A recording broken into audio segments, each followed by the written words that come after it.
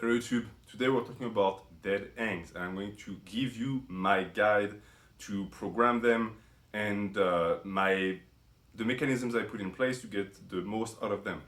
I've started doing them a few months ago actually, and I've shared it on the channel and some people were interested, and I actually like them so much that I think that even though I don't know a lot about them, I know enough that it's something that I now want to include in the tutorials so that you get a better sense of why I'm doing them and you can hopefully get some benefits as well. So first off, what most people use dead ends for is grip strength, right? It's a good grip strength exercise. Why? It's super easy to test because it's timed. It's not weights, and so you can know very clearly if you're making improvements on your grip strength as long as your weight doesn't fluctuate. Of course, if you gain weight and you lose time, it's not that your grip is getting weaker, it's that you're challenging it way too much now. I'm not going to discuss too long on that. I do think grip strength is important for bodybuilders, not because we want to test our strength, but because of certain byproducts of hypertrophy that require the ability to grip onto things. But that's going to be its own video. Here, I'm going to focus entirely on the hypertrophy benefits of dead ends, which come from muscle fiber damage, but also from injury prevention that helps you stay active and get more tonnage, aka get bigger. So as far as muscle fiber damage, what does a dead end work? Well, it's going to work your forearms, of course. It's an isometric hold, so it's going to lengthen the muscle because you grab onto something, right? But that's really nothing new because you get the same type of stimulus when you hold onto a barbell. As I explained before in the past, this is not the best way to get big forearms. It's good, but it's not the best. The difference, however, is the amount of stretch you're going to get from dead ends. Because with a barbell, your shoulders are not in a fully flexed position because your traps and your scapular belt is still holding the shoulders in their sockets, right? You don't want them to rip. When you do a dead end, the weight is not hanging below your waist. It's now you who are hanging onto something with the arms fully extended. So I do think that you will get a slightly different stretch on the forearms. I would argue that it's more intense than when you hold onto a barbell. So that's already one good thing.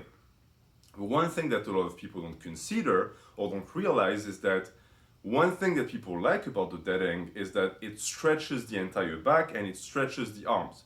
And some will tell you it feels good.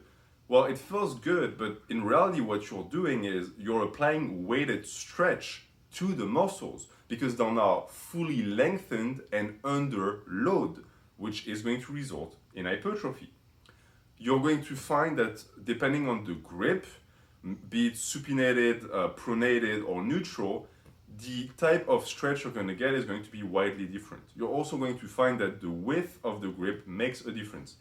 I would advise anyone to go for a minimum of shoulder width grip or wider.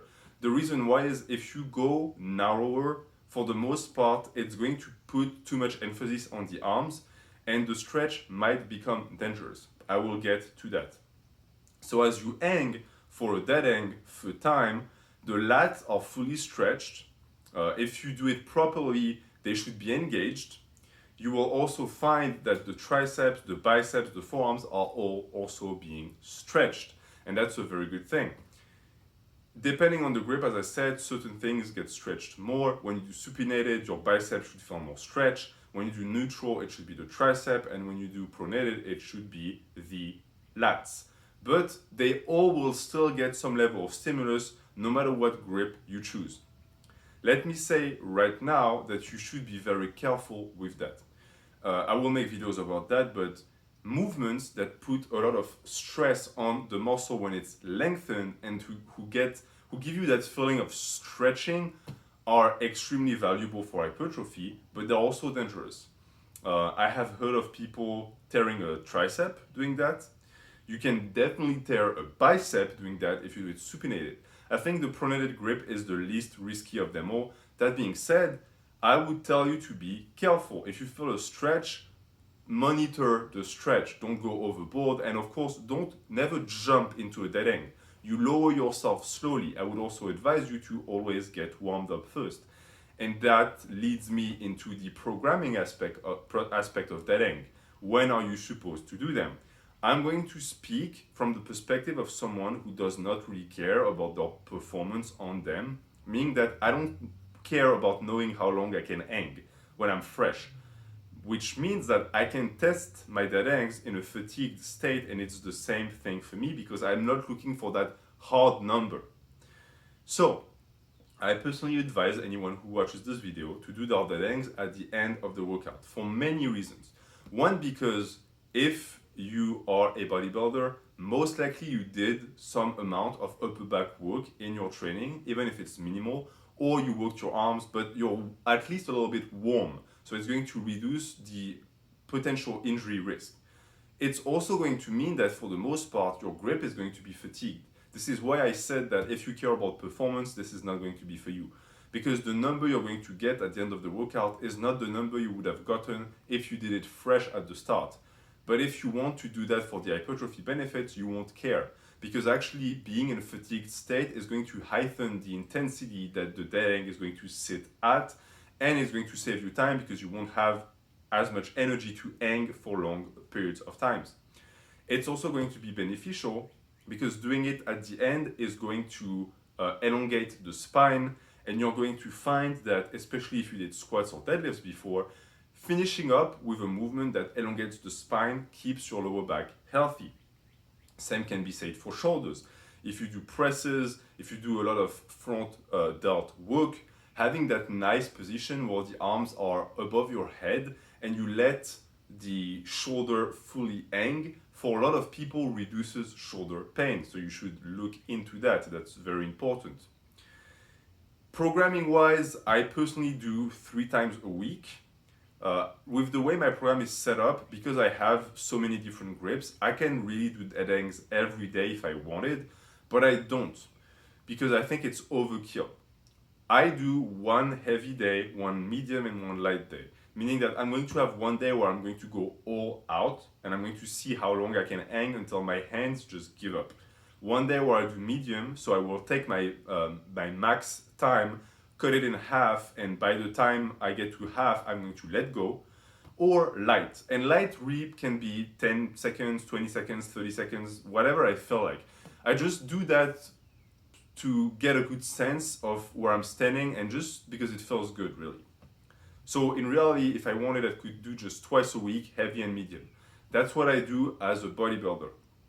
As I explained before, you're going to find that you get a ton of stretch in the area, which means that if you work an area that you know is going to be stretched afterwards, keep in mind that the area is now weakened and most likely more susceptible to tearing.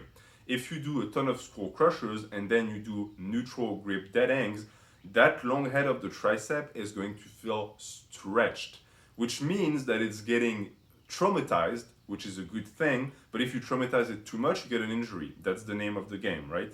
So don't pee, but pay attention to what is going on. Don't randomly throw it around. This is why we program. This is why I like body part splits, because it tells me exactly what muscle got punished and which one didn't, where the tonnage went, so that I can acclimate and I can make sure that I don't do something stupid.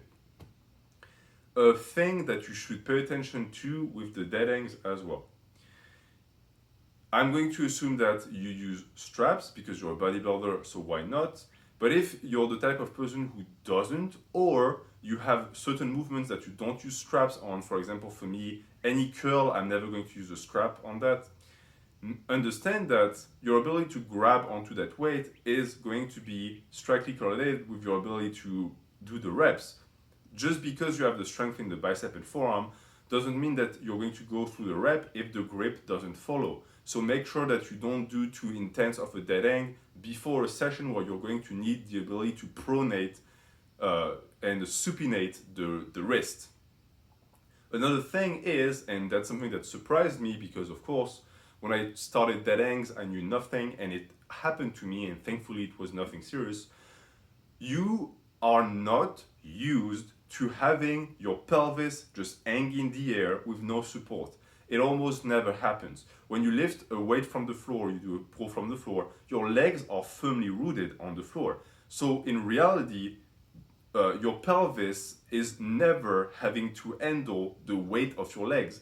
It's funny because I had never thought about that before, but it's true. Even when you're sitting, even if your legs are, even if your feet are not touching the floor, your hamstrings are still touching something. So the pelvis is not really holding anything. But when you dead hang, a lot of people do dead hangs completely relaxed, and therefore they relax their abdominal belts, they relax their glutes, and they just let it hang. Terrible idea, because you're going to find that you will get spasms in your lower back and your SI joint, and it might feel like you hurt yourself, like you got a lower back injury. That's not what happened. What happened is your lower back and your pelvis and all the muscles around it are suddenly freaking out because your legs, who are fairly heavy, are now depending solely on them to hold them up, and it just never happens. So your body doesn't know what's happening, and because it's afraid and surprised, it's going to trigger pain to tell you, hey, what are you doing? This is not normal. It's nothing serious. I've had that happen to me. It goes away in a few days. You can train on it. It's not the end of the wood. But it's a nice signal to remind you that when you do dead hangs, you want to do dead hangs with your abs strong and your glutes engaged.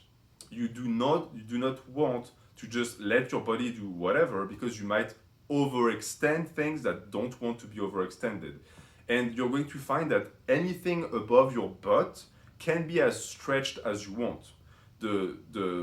Just because you don't let your glutes relax doesn't mean that you won't get that elongating effect. Keep in mind that what I just told you about the butt also applies for the shoulders. If you want to fully relax the shoulders, it's up to you, but you're going to find that certain heads of the shoulder get stretched and they might get uncomfortable. Is that the case? Just re-engage the lats, right? You can slightly modify the torso angle and re-engage the lats. A dead hang is still a dead hang, even if you're not completely long and flappy like a noodle. Who cares, right? You're not trying for a world record, you're trying to get benefits from it.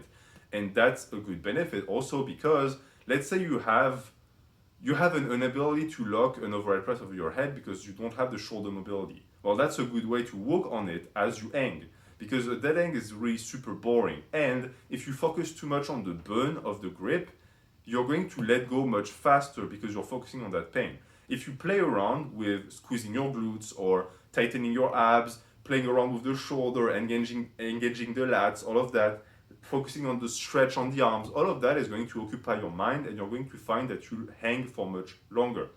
So that's going to be it for this video. I encourage you to try dead hangs. I love them also because they're completely non-chronophage. They don't take that much time. You do them once every two or three times a week at the end of the workout. They don't take much time. Actually, doing them too often is counterproductive, and they have actually pretty good benefits. So I encourage you to do them. I encourage you to play around with the grips. I encourage you to play around with the implements if you want to do them with fat grips, with towels, with whatever you can find. It's all good fun, and it's all going to, I think, benefit you a ton. So that's it for the day. Any questions you might have, please let me know in the comments. Thank you, and see you soon.